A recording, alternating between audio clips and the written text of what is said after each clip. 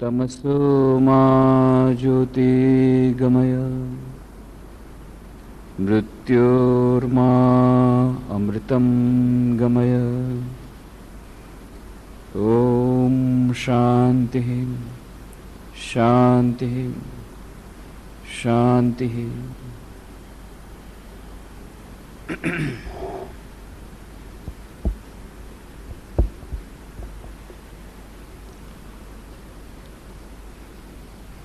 एकाग्रता અને ધ્યાન એ વિષય પર આપણે 216 જે ચર્ચાઓ કરી છે તેમાં આપણે જોયું છે કે આપણા દૈનિક જીવનના વિભિન્ન ક્ષેત્રોમાં સફળતા મેળવવા માટે મનની એકાગ્રતાની કેટલી આવશ્યકતા છે। આપણા દૈનિક જીવનમાં માનસિક શાંતિ માટે, માનવ સંબંધો સુધારવા માટે તેમજ પરમ પદની પ્રાપ્તિ અને પરમ શાંતિની પ્રાપ્તિ માટે ધ્યાનની કેટલી આવશ્યકતા છે। એકાગ્રતા અને ધ્યાનનું મહત્વ, એકાગ્રતા ધ્યાન એ બંને વચ્ચેનું અંતર, એ બંને કેવી રીતે એકબીજાના પરિપૂરક છે, એકાગ્રતા અને ધ્યાનને પ્રાપ્ત કરવાના વિભિન્ન ઉપાયો અને એ ઉપાયોનું અવલંબન કરવા જતાં જે વિભિન્ન બાધાઓ આવે છે એનું અતિક્રમણ આપણે કેવી રીતે કરી શકીએ। ધ્યાનના વિભિન્ન પ્રકારો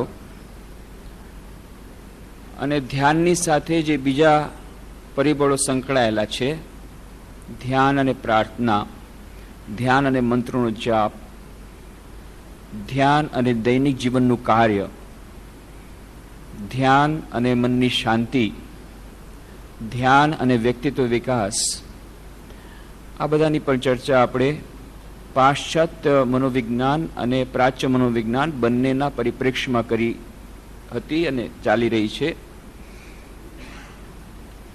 અને આપણે કહ્યું હતું કે ધીરે ધીરે એકાગ્રતા અને ધ્યાન એ મહત્વનો વિષય બની રહ્યો છે। દેશ વિદેશમાં દરેક ક્ષેત્રમાં, શિક્ષણના ક્ષેત્રમાં, મેનેજમેન્ટના ક્ષેત્રમાં, સ્વાસ્થ્યના ક્ષેત્રમાં ખરેખર તો ધ્યાન પાછળની જે દોટ, જેને ક્રેઝ કહે છે, ક્રેઝ, એ શરૂઆત થઈ 1993માં। આપણે જ્યારે 15મી ફેબ્રુઆરી 1992ના રોજ એકાગ્રતા ધ્યાનની ચર્ચા પ્રારંભ કરી ત્યારે જ આપણને એમ લાગતું હતું કે આ એકાગ્રતા ધ્યાન અત્યંત મહત્વનો વિષય છે અને વધુ મહત્વનો બનવાનો છે। પણ આ ધ્યાનની પાછળ આવી આંધળી દોટ અને આટલી દોટ અને એ પણ આટલા ટૂંક સમયમાં થશે એની કલ્પના નહોતી। થોડા વર્ષોની અંદર એમ લાગતું હતું કે ધીરે ધીરે ધ્યાન અત્યંત મહત્વનો વિષય બનશે અને એટલા માટે આપણે આ એકાગ્રતા ધ્યાનની ચર્ચા પ્રારંભ કરી 15મી ફેબ્રુઆરીના રોજ। પણ આ ધ્યાન પાછળની દોડ શરૂઆત થઈ ગઈ 1993માં જ। આમ તો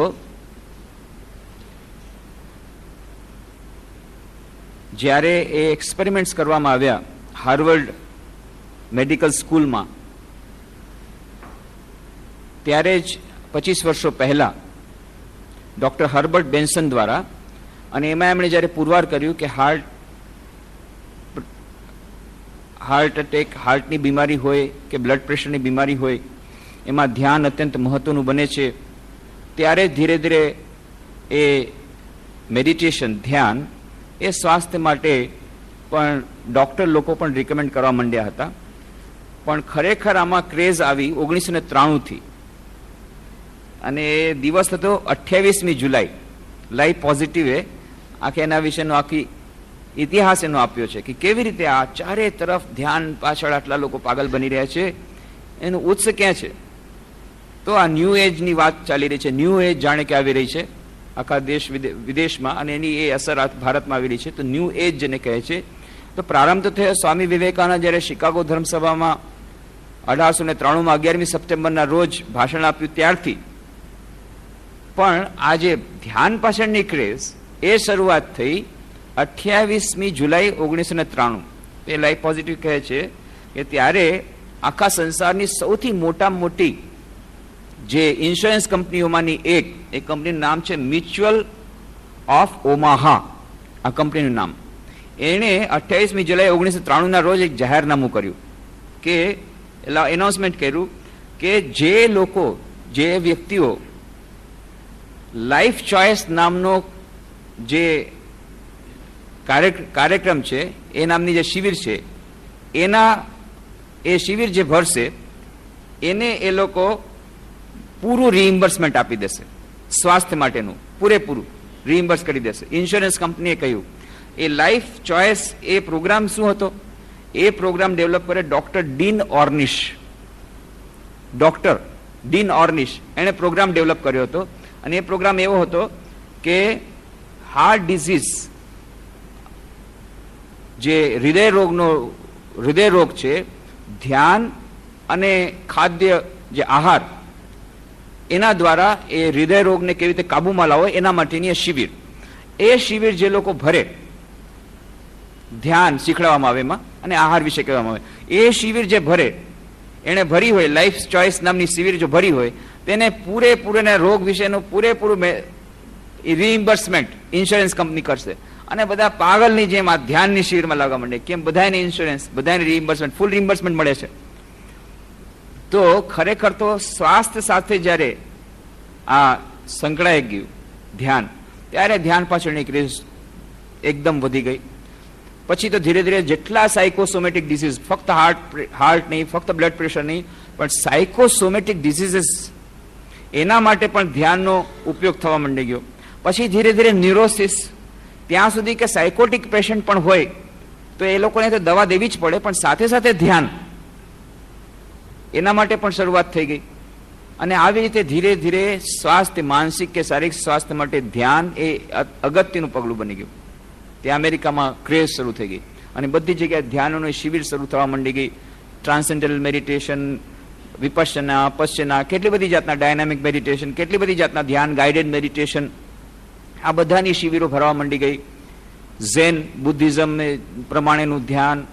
પછી ત્યાં ટિબેટિયન જે મોંક છે, એનું આપણે થીચ નાથ હેન, એનો આર્ટિકલ આપણે પ્રકાશિત કર્યો રામકૃષ્ણ જ્યોતમાં, એમની શિબિરો.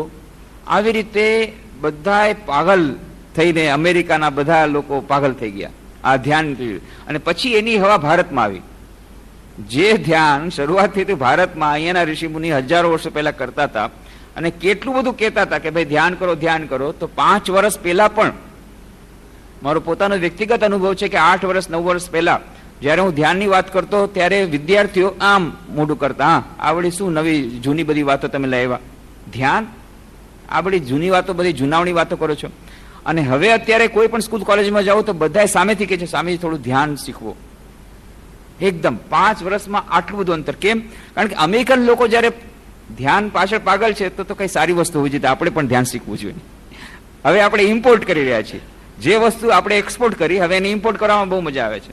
શ્રી રામકૃષ્ણદેવ બહુ સરસ વાત કરતા કે બધા લોકોને ત્યાં એક પાર્ટી દેવામાં આવી છે, ભોજન દેવાની વ્યવસ્થા થઈ, એક જમણવારની વ્યવસ્થા થઈ છે, બહુ સારું સારું જમવાનું છે. તો અંદરમાં બધાએ બેસાડ્યા છે, બધાએ ભદ્ર લોકો, જેને કહેવાય ભદ્ર સમાજના લોકો, ઉચ્ચ પ્રતિષ્ઠિત લોકો, એ લોકોને ખાવાનું દેવામાં આવ્યું છે. અને બહારમાં બધા જે લોકો, જે કામ કરવા વાળા છે, જે કારીગરો છે, ત્યાં બધા કાર્યકર્તા, એ બધાને બેસાડ્યા છે. જે ગરીબ લોકો, જે લોકો ખેતરમાં કામ કરતા હતા, જે લોકોએ મજૂરો, એ બહાર બેઠા છે.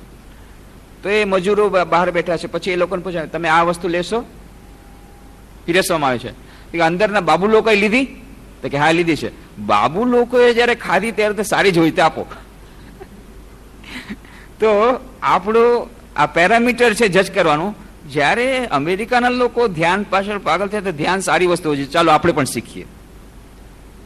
ગમે તેમ પણ આ ધ્યાન પાછળનું ક્રેઝ એ આવી ગયું છે, બહુ જ મહત્વનો વિષય બની રહ્યો. અને પછી ધીરે ધીરે પહેલા આ સ્વાસ્થ્ય માટે, શારીરિક સ્વાસ્થ્ય માટે, પછી માનસિક સ્વાસ્થ્ય માટે અને એના પછી સાયકોસોમેટિક ડિઝીઝ માટે, એના પછી ન્યુરોસિસ માટે, માનસિક સ્વાસ્થ્ય માટે, આમ ધીરે ધીરે બધા એને ધ્યાનમાં મહત્વ વધતું રહ્યું.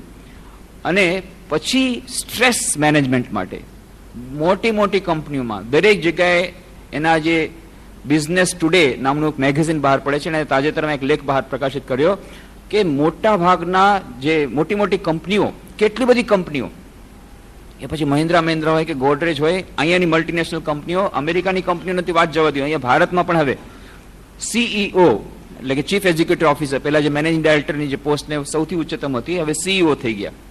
તો સીઈઓ, મોટી મોટી કંપનીના સીઈઓ બધાએ રેગ્યુલર મેડિટેશન પ્રારંભ કરવા માંડી ગયા. અને જેમ વાત કરીને બાબુ લોકો જ્યારે કઢી લીધી છે તો સારી વસ્તુ છે, હાલ ચાલો આપણે પણ કઢી ખાઈએ, એવી રીતે આપણા સીઈઓ એ પણ ધ્યાનમાં જાય છે. તો ધ્યાન સારી વસ્તુ હોવું જોઈએ.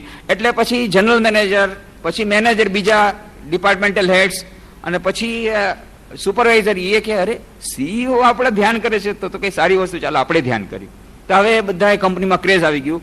કેટલી બધી કંપનીમાં રેગ્યુલર મેડિટેશનના ક્લાસીસ, મેડિટેશન કોર્सेस, અને કેટલી જગ્યાથી ડિમાન્ડ આવી રહી છે કે મેડિટેશન શીખવાડો. આ સ્ટ્રેસ મેનેજમેન્ટ માટે, તણાવ મુક્તિ માટે પણ ધ્યાનનો ઉપયોગ થઈ રહ્યો છે.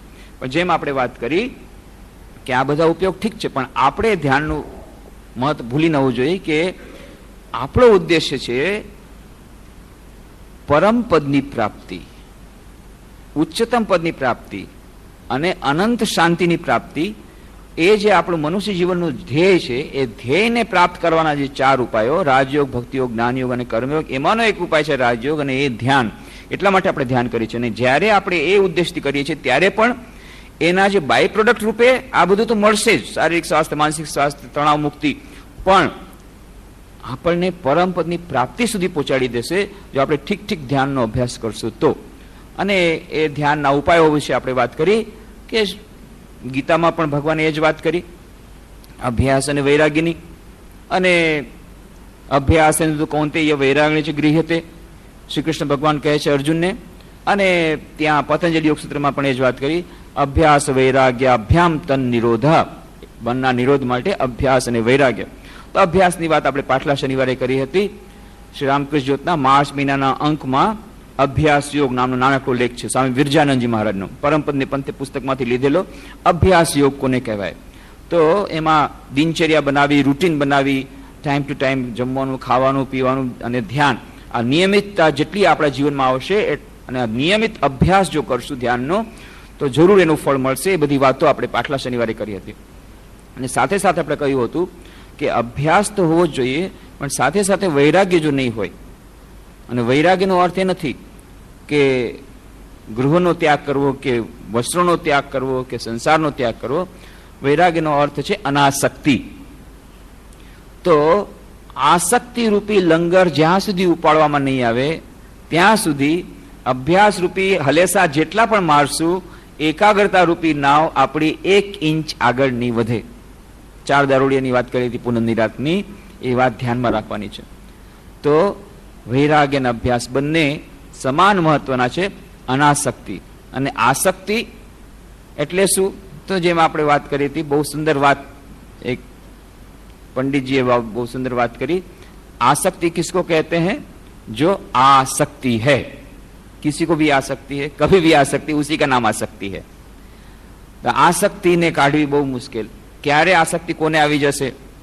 પછી એ ગૃહસ્થ હોય કે સન્યાસી હોય, ગરીબ હોય કે પૈસાવાળો હોય, બધાને આસક્તિ આવે છે. એવું નથી કે ફક્ત પૈસાવાળાને જ આવે છે. સ્વામી વિવેકાનંદ કર્મયોગ પુસ્તકમાં કહે છે એક રાજા પણ હશે તો એ અનાસક્ત પૂર્વક રહી શકે. રાજા જનકનું ઉદાહરણ આપે છે કે બીજા પણ રાજા હોય, રાજ સિંહાસન ચલાવતો હોય તો એ અનાસક્તિપૂર્વક રાજ સિંહાસન કરે તો પણ અનાસક્ત રહી શકે છે. અને બીજી તરફ એ ભિખારી, એની પાસે કાંઈ નહીં હોય પણ એક નાનકડું કપડું પણ હશે, એ કપડામાં પણ એની આસક્તિ હશે તો એ આસક્ત છે, એ સંસારમાં આસક્ત છે. તો એને આપણે નહીં કહીએ કે એ અનાસક્તિનો અભ્યાસ કરી રહ્યો છે. શ્રી રામકૃષ્ણ બહુ સુંદર વાર્તા કરતા. ગુરુ અને ચેલો, 2 સંન્યાસી, 2 બાવા જઈ રહ્યા છે. તો જતા જતા એક ગામડાની પાસે આવ્યા, ગામડા નદીની પાસે. નદીની પાસે બહુ સરસ ગમી ગયું કે હા બહુ સરસ ઝાડ છે, ચાલો આપણે ધ્યાન કરીએ. ધ્યાન કરવા બેઠા. ગામડાવાળા આવ્યા, ગામડાવાળા ભક્તિવાળા હતા. અરે આ 2 ભિક્ષુકો આવ્યા છે તો ચાલો લોકો માટે ખાવાનું લાવ્યા, તો ખાધું. તો પેટ તો બધાયને છે, તો શરીરનું સ્વાસ્થ્ય તો રાખવું પડે. શરીર સ્વસ્થ નહીં હોય તો મનની એકાગ્રતા કેવી રીતે આવશે? એટલા માટે ગુરુએ પણ ખાધું, શિષ્ય પણ ખાધું. ગુરુએ શા માટે ખાધું? યુક્તાહાર વિહારસ્ય યુક્ત ચેષ્ટસ્ય કર્મસુ યુક્ત સ્વપ્નાવબોધસ્ય યોગો ભવતી દુઃખઃ. અર્જુન, યુક્ત આહાર કરજે. વધુ પડતું ફાસ્ટિંગ પણ ઠીક નથી, વધુ પડતું ખાવાનું પણ ઠીક નથી. એ બધા યુક્ત આહાર કર્યો. પણ ચેલાને એને તો લોભ લાગી ગયો, વાહ બહુ સરસ ખાવાનું છે, લગાવો, આજે આટલું સરસ ખાવાનું મળે છે, અને આ ભક્તિ બહુ સરસ હતી, તો પૂરી અને જે કંઈ હતું ખીર બધું ઉડાડ્યું, ખૂબ સરસ જોરદાર ખાડું. પછી કે જો ગુરુજી અહીંયા 2-3 દિવસ આપણે રહી જાય તો કેટલું સરસ નદી છે ને કેટલી સરસ ભિક્ષા પણ મળે છે. તો 2-3 દિવસ રહ્યા ગુરુને, આને તો બહુ મજા આવી ગઈ, આટલું સરસ ભિક્ષા મળે છે, ખાવાનું મળે છે. પછી ગુરુજી કે ચાલો કે ગુરુજી એક કામ કરો, તમે જરા આગળ વધો, હું પછી આવું છું, મને અહીંયા બહુ સરસ ગમી ગયું છે. એ જો 3 દિવસથી વધારે ન રહેવાય સાધુએ, નહીં તો આસક્તિ થઈ જાય, એટલા માટે ચાલ. ના ના ના, તમે જાઓ, હું આ પાછળ આવું છું. આ તો ત્યાં જ રહી ગયો. ગામવાળા એવા કે બિચારો છે સાધુ, અચ્છા તો ખાવાનું આપી જાય. આ પણ ધ્યાન પણ કરે છે, એકાગ્રતા ધ્યાનનો અભ્યાસ કરે છે, અને બહુ સરસ ભિક્ષા મળે છે, ખાય છે, પીએ છે, મજા કરે છે. થોડાક દિવસ તો બહુ સરસ ગયા. હવે આસક્તિ ક્યાં છે? સંસારમાં બહાર નથી, ઘરમાં નથી, વસ્તુઓમાં નથી, મનની અંદર છે. એ મનની અંદરની આસક્તિ બહાર કાઢવી પડશે, એના માટેની આ વાર્તા. આસક્તિ તો અંદર હતી ને, બહારથી તો બધું ઘરનો ત્યાગ કરી દીધો. અંદરમાં આસક્તિ હતી, ખાવા પ્રત્યે આસક્તિ હતી, એટલે રહી ગયો. પછી એની પાસે બીજું કાંઈ કરતા કાંઈ નહીં, ઘર નથી, બહાર નથી, માતા પિતા બધાનો ત્યાગ કર્યો છે, કોઈ કરતા કોઈ વસ્તુ નથી, ટ્રંક નથી, કોઈ ફર્નિચર નથી, કાંઈ નથી, ઝાડની નીચે બેઠો છે. એક કૌપિન માત્ર, કપડાં નથી પહેરતો, ફક્ત એક કૌપિન પહેરીને રહે છે. કેટલો ત્યાગ! પણ ધીરે ધીરે આ રહે છે. ત્યારે ગામવાળા કીધું, સાધુજી આપણે તો, તમે તો કહેતા 3-4 દિવસમાં વહી જશે, પણ તમે જયારે આટલા દિવસ રહે જ ગયા છો તો કેટલા દિવસ આ સહન કરશો? એક નાનકડી ઝૂંપડી બનાવી દઈએ. ત્યારે તમે કયો છો ત્યારે બનાવો, બીજું શું, મારી તો ઈચ્છા નથી, ઠીક છે. તો એક ઝૂંપડી બનાવી દીધી, ઝૂંપડીમાં રહેવા માંડી ગયો. થોડાક દિવસ ચાલ્યું. હવે એની આસક્તિ હતી, એની પાસે બીજું તો કાંઈ નહીં, એક કૌપિન હતી, લંગોટ પ્રત્યે આસક્તિ, બીજા કોઈ પ્રત્યે નહીં. હવે દરરોજ 2 જ લંગોટ હતી. દરરોજ જોઈએ કે એક ઉંદર ક્યાંકથી આવીને લંગોટ કાપી જાય. લંગોટ પ્રત્યે આસક્તિ, બહુ દુઃખ થઈ ગયું. એટલે ગયો ગામડે. કેમ સાધુ બાબા આજે કેમ તમે દુઃખી દેખાવ છો? અરે કે મારી એકમાત્ર લંગોટ, એ કૌપિન, ઉંદરે એમાં કાણું પાડ્યું છે, કેવી રીતે પહેરું? કાંઈ નહીં, એમાં તમે સાધુ આના માટે કઈ તમે દુઃખી થવાનું? અરે લંગોટ તમે જેટલી કહેશો એટલે આપશે, લઈ જાઓ. એક આખો સ્ટોક આપી દીધો એક સાથે, હોલસેલ, લ્યો આ 10-15 લંગોટ. 10-15 લંગોટ કેટલા દિવસ ચાલે? ઉંદર તો કેટલા અને લંગોટ કેટલી? 10-15 દિવસમાં બધી ખતમ, બધી ફાટી ગઈ. વળી પાછા આવ્યા. પાછા સાધુ બાબા કેમ દુઃખી છો? અરે મારી લંગોટ કૌપિન મારી ફાટી ગઈ. અરે તમે ચિંતા શું કરો છો, બીજી આપશું. પાછી આપી ગામવાળે. આમ ચાલ્યું, 3-4 વર્ષ તો થયું. પછી ગામવાળા કે સાધુ બાબા આ તમે આમ દરરોજ તમારે આટલી દૂર આવવું પડે, અમને લંગોટ દેવામાં કાંઈ વાંધો નથી, પણ તમને આટલું દુઃખ થાય છે એ અમારે સહન નથી થતું. એના કરતા અમે તમને કહીએ છીએ, તમે એક કામ કરો, એક બિલાડી પાડી લ્યો. બિલાડી પાડશો ને તો આ ઉંદર નહીં આવે. બિલાડી ઉંદર ખાઈ જશે, એટલે બિલાડીથી ડરીને ઉંદર નહીં આવે, એટલે તમારો બધો પ્રોબ્લેમ સોલ્વ. ઠીક છે, એ બહુ સારી વાત કરી, તો પછી મારે દરરોજ તમારી પાસે આવવું નહીં. એક બિલાડી આપી દીધી. હવે બિલાડી ત્યાં રહે, બહુ સરસ થઈ ગયું. ઉંદર કાપતા નથી અને એની કૌપિન એમને એમ રહી ગઈ, ખૂબ આનંદિત થઈ ગયો. થોડાક દિવસ તો ચાલ્યું. બિલાડી હાવ મરવા જેવી થઈ ગઈ. ત્યાં હવે જંગલમાં ખાવા પીવાનું ક્યાંથી મળે? પછી આ તો સાવ મરવા જેવી થઈ ગઈ. ત્યારે સાધુ બાબા કે અરે બિલાડી તો મરવા પડી છે, એને કંઈ ખાવાનું પીવાનું નથી. તો કે હા એ વાત તો સાચી. તો કે તમે થોડું દૂધ લેતા જાઓ, એના માટે પણ થોડું લેતા જાઓ. તમારી ભિક્ષા માટે આવો છો, થોડું એના માટે દૂધ લેતા જાઓ. તો રોજ થોડા માટે પોતાની ભિક્ષા લાવે, સાથે સાથે બિલાડી માટે પણ થોડું દૂધ લાવે. દૂધ દરરોજ પાય છે. બિલાડી પાછી તાજી થઈ ગઈ. હવે ઉંદરનો ત્રાસ નહીં, બિલાડી પણ સરસ આનંદમાં છે. પણ હવે થોડાક દિવસ તો ચાલ્યું. ગામવાળા કે આ ભાઈ તમને દરરોજ અમે દૂધ દઈએ, અને ક્યાંથી આ દૂધ તમારે દરરોજ પહોંચાડવું? પછી ટાઈમ વરસાદ આવે ત્યારે તમે આવી ન શકો, એના કરતાં એક કામ કરો, એક ગાય રાખો. ગાય રાખશો તો તમારે દૂધ ત્યાં ને ત્યાં દોઈ લેશો, તમારે એટલી દૂર આવવાની જરૂર નહીં પડે. તો કે એ વાત બહુ સારી કરી, તો ચાલો મારે ઠેઠ વરસાદમાં આટલા દિવસ આવું, એટલે એક ગાય એને આપી દે કે લ્યો તમને ગાય સરસ આપી દે છે. એટલે હવે ગાયની રખેવાળી ગાયને બરાબર સંભાળે છે, ગાયનું દૂધ દોઈ લે, પોતે દૂધ શીખવાડી દીધું, દૂધ દોઈ લે છે, અને બિલાડી દૂધ પાઈ લે, અને બિલાડી ઉંદરની જોઈ લે, ઉંદર કપતા નથી, કૌપીન પણ સલામત, બધું ઠીક થઈ ગયું. થોડા દિવસ ચાલ્યું, ગાય સુકાવા માંડી ગઈ, એને ખાવાનું જોઈએ. હવે ત્યાં ક્યાંથી લાવવાનું ખાવાનું? ઘાસચારો લેવા માટે જાય, દરરોજ ભિક્ષાની સાથે સાથે પેલા દૂધ લાવતો, ઘાસચારો, કે આટલો બધો ઘાસચારો લઈને માથે ટોપલું ઉપાડો, કે સાધુ બાબા આ તો હવે દરરોજ તમે આટલી તકલીફ કરો, બરાબર નહીં. તમે એક કામ કરો, અમે 2-4 માણસો મોકલી દઈએ છીએ, તમે અહીંયા થોડો ઘેરો નાખી દો. એ બાઉન્ડ્રી વાલ બનાવી દીધી, ફેન્સિંગ કરી દીધી. ગામડાવાળા બિચારા બહુ દયાળુ હતા, ફેન્સિંગ કરી દીધી કે આ ચાલો, અને ઘાસચારો ત્યાં લગાડી દીધો કે તમારે ફક્ત પાણી જ પાવાનું છે. પાણી ક્યાંથી લાવો? કે ડંકી કરી દે છે, ડંકી કરી દીધું, કૂવો કરી દીધો. કૂવો કરીને એમાંથી પાણી, અને આ તમારો પ્લોટ, આ તમારું ઉગાડી દીધું, આમાં તમે ઘાસચારો નાખજો, તમે કરજો, આઈને તમારે ઘાસ થશે, આઈને તમારે ઘાસ થશે, અને એ ગાયને કરવા દો એટલે તમારે ગામડે આવવાની જરૂર નહીં. બહુ સરસ, આવડું મોટું એકદમ બાઉન્ડ્રી લાઈન કરી દીધી, બાઉન્ડ્રી લાઈન કરી દીધી. એના પછી ઘાસચારો કર્યો, ગાયને પણ ખવડાવે છે. પછી કોઈક એવા બુદ્ધિમાન ઘણા લોકો એડવાઇઝર હોય છે ને, ફ્રીલાન્સ એડવાઇઝર, એણે કીધું કે ભાઈ તમે એવા ઘાસચારો ઉગાડો છો, બાઉન્ડ્રી ફેન્સિંગ થઈ ગઈ છે, પાણી છે, થોડુંક શાકભાજી કેમ નથી ઉગાડતા? તો દરરોજ તમારે આ ભિક્ષાની પણ જરૂર નહીં પડે, અને થોડાક ચોખા થઈ રહેશે, ચોખા દે, દરરોજ તમારે ભિક્ષાની જરૂર નહીં, ત્યાં શાક તમારે બનાવી લેવું, તમને એક ચૂલો બનાવી દેશું, ગેસ આપી દેશું, બસ. તો બહુ સરસ, ચાલો હવે શાક લગાડ્યું, તો શાકભાજી સરસ સરસ થાય છે, ઘાસચારો થાય છે, બધું થઈ ગયું. તો કે ચોખા માટે શું કરાવો છે? ચોખા લગાડો ને. તો કે બાજુનો ફિલ્ડ પણ છે, સરસ ખાલી જ પડ્યું છે, જંગલ નદીની બાજુમાં, બહુ સરસ. તો ત્યાંથી પણ પાણી મળી જશે, અને અહીંયાથી તમારા કૂવામાં પીવાનું પાણી થઈ ગયું, ગાયનું પણ થઈ ગયું. તો ખેતર વધતું ગયું, લાંબુ ખેતર કર્યું. પછી એટલું બધું લાંબુ ખેતર, હવે કારીગરો મજૂરોને રાખ્યા, મજૂરોને પેમેન્ટ કરવું પડે. પછી કે આનાથી નહીં થાય, સાયન્ટિફિક એગ્રીકલ્ચર કરવું એટલે ટ્રેક્ટર લીધું, લોનમાં લીધું, લોનની શોધ કરવી પડે. આમ કરતા કરતા કરતા તો મોટો સેટ બની ગયો. કેટલો મોટો સેટ!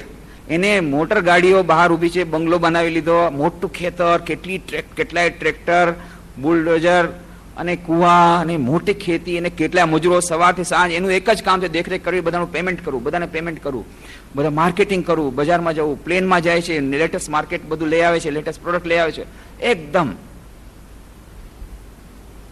થોડાક વર્ષો પછી આ ગુરુએ કીધું આ તો કેટલાક દિવસમાં આવવાનો હતો, આટલા વર્ષો સુધી નો આવ્યો, જવું તો ખરો, ક્યાં છે? ત્યાંનું ત્યાં છે કે ત્યાંથી વયો ગયો? એટલે બિચારા પાછા હિમાલયથી પાછા આવ્યા, શોધ કરતા કરતા જે ગામડે મૂકી ગયા હતા, કે ભાઈ અહીંયા ફલાણો એક સાધુ આવ્યો તો આ નદીની કાંઠે જ હતો, એક ઝાડ હતું, અને ત્યાં અમે લોકો બેઠે ખાધું હતું, ને એ સાધુ બહુ તો અહીંયા નથી હતા, કે અહીંયા કોણ રહે? ઓલા બંગલામાં તો કે શેઠજી રહે છે, મોટા શેઠજી રહે છે.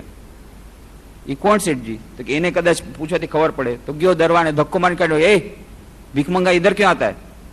અરે કે ત્યાં ઓલા શેઠજીને મારે પૂછ્યું, શેઠજી હજી કોઈ નહીં મિલતા. માંડ કરીને કીધું ભાઈ એને તમે કયો મારે થોડુંક મળવું છે, વિઝિટિંગ કાર્ડ આપો. કે હું સાધુ બાબા, મારું વિઝિટિંગ કાર્ડ ક્યાં થયો ભાઈ? તમે એમ કહો કે ભાઈ તમારો કોઈ આવ્યો છે પહેલાનો ઓળખીતો, કે એ કે કોઈ ઓળખીતો નકાર મારો કોઈ નથી, એમ કહી દે છે. કે એક વાર મને કરે, માંડ ધક્કા મારે ખાઈ અને અંદર નાખો. અંદર જ્યાં ગયો ત્યારે ગુરુજી કરીને પાગમાં પડી ગયો. બધા દરવા ને બધા આટલા બધા નોકર ચાકર બધા આવા બની ગયા. અરે શું થઈ ગયું? શેઠજી પેલા સાધુ બાબાને અંદર ન થવા દેતા, એકદમ સાષ્ટાંગ પ્રણામ કર્યા. એટલે આ બધું શું છે? આ બંગલો, આ બધું ગુરુજી એક કૌપિન કે વાસ્તે, એ કૌપિનમાં આસક્તિ, એને કારણે આ બધું થઈ ગયું, માફ કરજો, ચાલો પછી ચાલ્યા. તો आसक्ति कभी भी आ सकती, कहीं से भी आ सकती, किसी को भी आ सकती है, ये बात साफ साची છે. પછી ત્યાગી હોય કે સંન્યાસી હોય કે ગૃહસ્થ હોય, કોઈ પણ વસ્તુમાં એ અંદરમાં છે, એ બહારનો ત્યાગ કરવાથી નહીં ચાલે. અંદરની આસક્તિ જ્યાં સુધી છે, એ આસક્તિ રૂપી જે લંગર જ્યાં સુધી આપણે નહીં ઉપાડીએ, અભ્યાસ રૂપી ઘલેસા જેટલા પણ માણસો આખી રાત, તો જેમ પેલા 5 દારૂડિયા 1 ઇંચ નાવ ન આગળ વધી, એ એકાગ્રતા રૂપી નાવ આપણી આગળ નહીં વધે. તો આસક્તિને કાઢવાની વાત છે.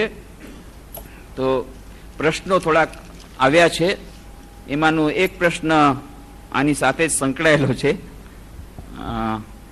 એક પ્રશ્ન તો આપણે આ પહેલાના શનિવાર લીધો હતો, પાછલા શનિ એના પહેલાના શનિવાર લીધો હતો, એકાગ્રતા વિશેનો હતો.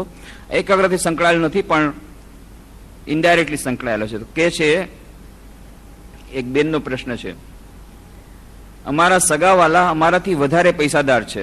અલબત્ત અમારે પણ ઘરનું મકાન, fridge, colour TV, washing machine, scooter વગેરે છે, પણ મારા પિયર તેમજ સાસરીના સગાવાલા વધારે પૈસાદાર છે. મને કાયમ કંઈક ખૂટતું હોય તેવું જ લાગ્યા કરે છે. જે વસ્તુ મારા મગજમાં ઘૂસી ગઈ તે ન આવે ત્યાં ન થાય ત્યાં સુધી મને ખૂબ જ અશાંતિ લાગ્યા કરે છે. એક ઈચ્છા પૂર્તિ થતાં જ બીજી ઈચ્છા જન્મ લે છે. મારા હસબન્ડ પણ મને એમ જ કહે છે કે તું ખૂબ જ અસંતોષી છો અને કદી સુખી નહીં થા. તો શું ઈચ્છાઓ કરવી એ બરાબર નથી? અને નથી તો એનું સમાધાન શું? મને સંતોષી સુખી થવું હોય તો શું કરવું? એક બહેન. હવે બેન, વાત એમ છે કે તમને એફ્લુએન્ઝા નામનો રોગ લાગુ પડ્યો છે. ઇન્ફ્લુએન્ઝા નહીં. હમણાં ઓક્સફોર્ડ ડિક્શનરીમાં એક નવો વર્ડ એ લોકો ઉમેર્યો છે, એફ્લુએન્ઝા. ઇન્ફ્લુએન્ઝાથી બધા પરિચિત છે. આ એફ્લુએન્ઝામાં શું થાય તો એમાં બહુ સુંદર વાત કરી. એ પુસ્તક હમણાં પ્રકાશિત થયું છે, જ્હોન ફાઉલ્સનું. પુસ્તકનું નામ છે ધ એરિસ્ટોઝ. જ્હોન ફાઉલ્સ પુસ્તકનું નામ છે ધ એરિસ્ટોઝ. એમાં એક ચેપ્ટર છે the obsession with money. The obsession with money. એમાં એ લખે છે, having and not being governs our time. Having and not being governs our time. અને હેવિંગ એટલે આપણે કોની પાસે કેટલી વસ્તુઓ છે એનાથી માણસની અત્યારે કદર થાય છે, અથવા તો એનાથી એની આંકણી થાય છે. એ શું છે એની પાસે શું છે. તમારી પાસે કેટલું છે? 2 ફ્રીજ છે, 2 ગાડી છે, સ્કૂટર, તો તમે મોટા. તમારી પાસે એક જ ગાડી, તમે નાના. પછી તમે જેવા હો, તમે કેવા છો નહીં, તમારી પાસે શું છે. જે માગાની જ્યારે વાત કરે ત્યારે એ નથી કહેતા છોકરો કેવો છે, છોકરાનો બાપ શું કરે છે અને ઉપરના કેટલા કમાય છે. ઓલી કમાણીમાં તો કઈ છે જ નહીં, સીધી કમાણીમાં કઈ નથી. ઉપરના કેટલા કમાય છે અને શું કરે છે, કેવી જાતની સર્વિસ કરે છે, એમાં ઉપરના છે કે નહીં કમાણી. બાકી સીધી સાદી કમાણીમાં આજકાલ કાંઈ છે જ નહીં. એટલે એ પહેલા પૂછી લે. અને કેટલું આપી શકશે દહેજમાં એ જાણી લે. એના પછી આગળ વાત વધારીએ. પછી આ જ્યોતિષ પાસે જવાની પછી છેલ્લે વાત કુંડલીન વગર. હવે એ પહેલા જો એની પાસે શું છે, એ શું છે નહીં, એની પાસે શું છે. તો having and not being governs our time. અને એ જ પુસ્તકમાં લખ્યું છે, પશ્ચિમના દેશોમાં માત્ર પૈસો જ સુખનું એકમાત્ર સાધન છે તેવો પ્રયોગ થઈ રહ્યો છે, એક્સપેરિમેન્ટ થઈ રહ્યો છે. શું કે પૈસો જ એકમાત્ર સાધન છે, પૈસો જ પરમેશ્વર છે, આના બેસિસ ઉપર આપણે જીવન જીવવું છે, એના એક્સપેરિમેન્ટ થઈ રહ્યા છે. અને કહે છે પશ્ચિમના લોકો આ પ્રયોગમાં નિષ્ફળ જશે, આ વાત એકદમ નક્કી છે. કેમ? ભારતમાં આ પ્રયોગો હજારો વર્ષો પહેલા થઈ ગયા. તમે લોકો તો આજે કરો છો, પશ્ચિમના દેશો. ભારતમાં કેટલા બધા પ્રયોગો થઈ ગયા. ચારવાક નામના ઋષિ આવી ગયા. ચારવાકનું આખું દર્શન એમણે કીધું અને એમણે કહી પણ દીધું કે યાવત જીવત સુખમ જીવેત ઋણમ કૃત્વા ઘૃતમ પીબેત ભસ્મીભૂતસ્ય દેહસ્ય. કે આ જે તમે જેટલું બધું જીવો, આરામથી જીવો, ખૂબ ખાઓ પીને મોજ કરો. અને ખૂબ મોજ કરો. કેમ? કારણ કે આ જીવન જે છે એ તો ક્ષણભંગુર છે. કોણ ક્યારે મરી જશે? આ જીવન તો દેહ તો ક્ષણભંગુર છે, ક્યારે મરી જશે કઈ કહેવાય નહીં. એટલા માટે જ્યાં સુધી જીવો છે ત્યાં સુધી ખૂબ આરામથી જીવો, આનંદથી જીવો. અરે પણ આનંદથી જીવીએ, પૈસા નથી, ચિંતા નહીં કરો. ઋણમ કૃત્વા ઘૃતમ પીબેત. લોન લઈ લ્યો, ઉધાર લઈ લ્યો અને પછી ઘી ખરીદીને ખૂબ આરામથી ખાઓ. પૈસા પાછા આપવાની ચિંતા નહીં કરો. ભાવનગરમાં એ લોકોએ આજે પેપર વાંચીને આશ્ચર્ય થયું, નવી જાતનો જુલુસ કાઢ્યો કે અમારા પૈસા પાછા આપો. લોન વાળા પાછા નથી આપતા. લોન લઈ અને દિવાલું કાઢે, લોન લઈ લઈને દિવાળું કાઢે. આવો બિઝનેસ થઈ ગયો. અને એટલા માટે જે લોકોએ લોન આપી હતી એ લોકોએ જુલુસ કાઢ્યું. પહેલી વાર કદાચ એ ગિનીઝ વર્લ્ડ રેકોર્ડ બુકમાં હવે આવશે, કદાચ આ દાખલ થઈ જશે આ ઘટના, કે વર્લ્ડમાં ઇતિહાસમાં, વિશ્વના ઇતિહાસમાં ક્યારે નહીં થયું હોય. કેટલા બધા જુલુસ, વિદ્યાર્થીનો જુલુસ, પછી હડતાલ કરવાવાળા જે કારીગરો એનું જુલુસ, શિક્ષકોનું જુલુસ, બધા એકો એક. પણ લોન જેની પાસે લીધી છે એવા જે માગવાવાળા એ કે અમારી લોન પાછી નથી આપતા, એવું જુલુસ પહેલી વાર કદાચ વિશ્વના ઇતિહાસ એ ભાવનગરમાં. એ ભાવનગરનું નામ થઈ ગયું.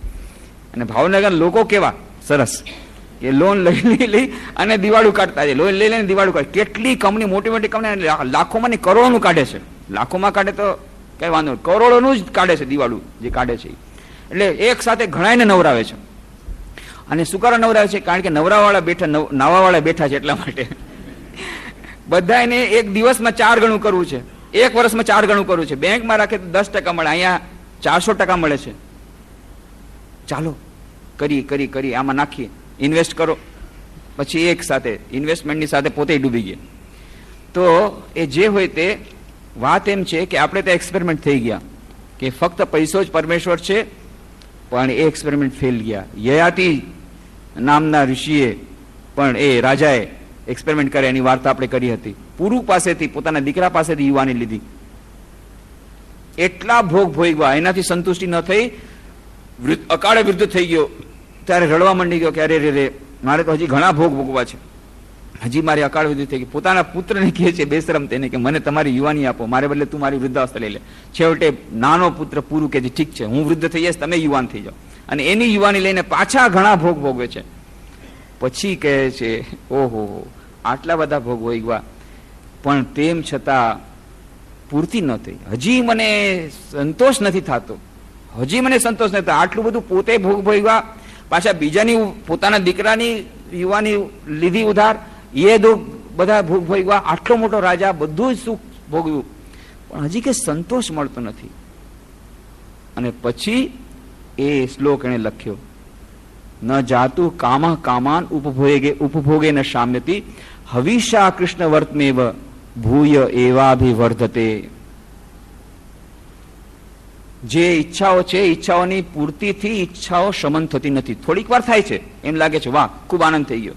કેટલા વખત 2 વર્ષથી રાહ જોઈ રહ્યા હતા ટાટા સુમો આવી ગઈ, કેટલો આનંદ થયો.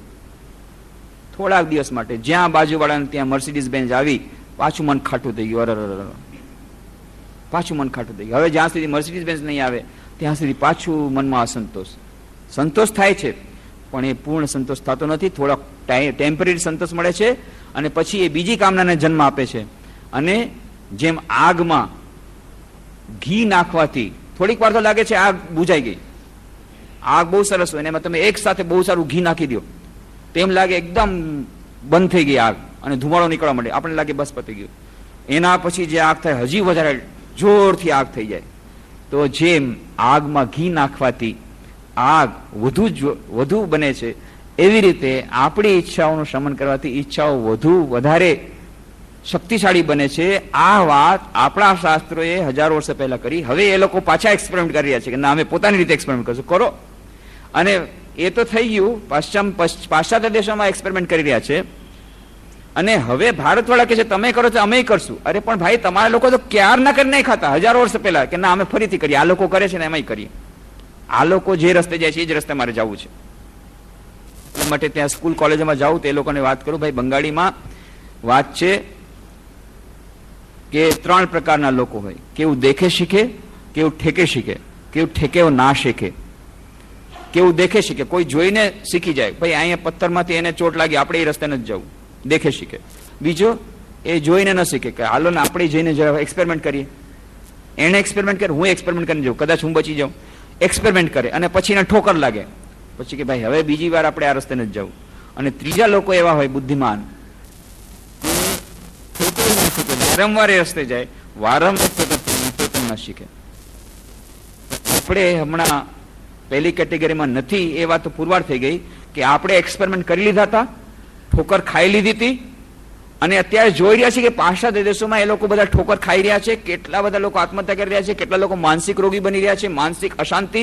અને તેમ છતાં આપણે પણ આજ એફ્લુએન્ઝા નામના રોગથી પીડિત થવા માટે થઈને એ જ કન્ઝ્યુમરિઝમ, ઉપભોક્તાવાદ, મારે આજે આ જોઈએ, આજે આ જોઈએ, ટીવીમાં જોઈને આજે જાહેર ખબર આવી, બસ જે જાહેર ખબરમાં જોઈએ એવી જ જાતનું પીઝા મારે જોઈએ, એ જ જાતની સ્કૂટર જોઈએ, એ જ જાતનો ડ્રેસ મારે આજે ના જોઈએ, એ જ જાતના બૂટ મારે આજે ના જોઈએ, 750 રૂપિયા. તમે ગમે તે કરો, ચોરી કરો, તમે જાઓ, ડાકુગીરી કરો, કોઈનું ખૂન કરો, મને એમાં વાંધો, પણ મારે આ વસ્તુ જોઈએ.